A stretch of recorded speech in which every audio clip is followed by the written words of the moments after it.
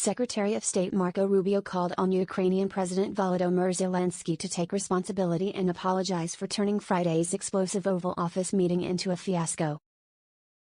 Rubio, who was seated feet away from the 47-year-old Ukrainian leader, faulted Zelensky's approach and accused him of antagonizing President Trump and Vice President J.D. Vance.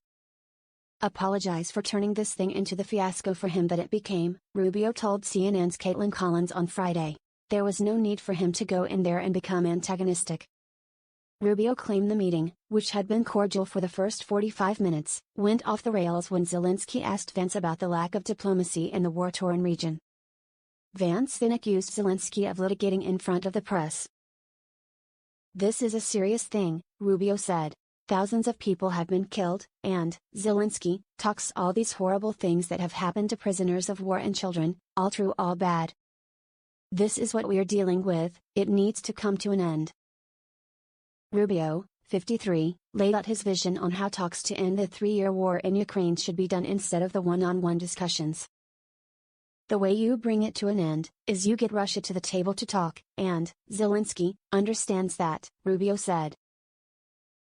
Rubio accused Zelensky of prodding Trump and attempting to get the 78-year-old commander-in-chief to attack Russian President Vladimir Putin while calling for Russia to pay for reconstruction costs.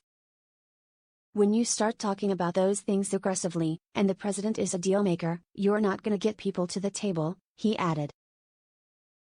"You start to perceive that maybe Zelensky doesn't want a peace deal, he says he does but maybe he doesn't. And that active, open undermining of efforts to bring about peace is deeply frustrating for everyone that's been involved in communications with them leading to today." Rubio also wants Zelensky to apologize for the way the meeting ended and isn't worried about Trump getting suckered into a fake deal with Putin.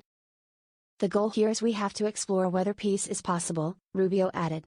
"I don't know, I think it is, but we have to explore that. How else is this war going to end?"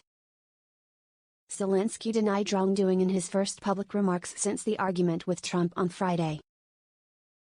"I'm not sure that we did something bad," Zelensky told Fox News chief political anchor Bret Baier. "I respect the president and I respect the American people." He insisted he was ready to further the discussions, which would have included signing a rare earths and minerals deal with the U.S. on Friday. "I said that we have to sign this mining document, and we are ready for this, and this will be the first step to security guarantees. But it's not enough," Zelensky said. "Just a ceasefire without security guarantees, it's so sensitive for our people. Everybody is afraid that Russian President Vladimir Putin will come back tomorrow.